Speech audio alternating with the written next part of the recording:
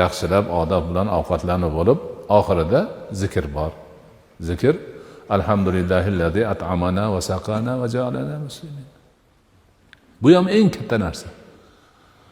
Ovqatni yeb bo'lib aytadigan gapni eng zo'ri shu. Bizga taom bergan, serob qilgan Allohga hamdlar bo'lsin.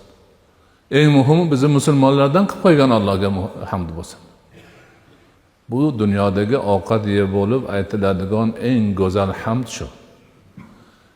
Eng ajoyib shukr shu. O'rniga qo'yadigan keyingi ovqatlarini yana barakatli bo'lishiga sabab bo'ladigan zikr shu.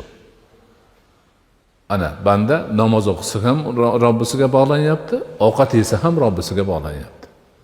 Zikrni fazli shu. Har doim bandani Robbisi bilan bog'lab turadi. Shuning uchun bu narsalar uncha qiyin narsa emas. Sekin-sekin, haligi aytganda bir kunda bo'lmaydi, bir oyda bo'lmaydi. Sekin-sekin o'rganib olsa bo'ladi inshaalloh. Yo'lga qo'ysa, haligi gap. Dunyodagi eng go'zal narsa, eng barakatli narsa, eng xayratli narsani qilib yurgan bo'ladi.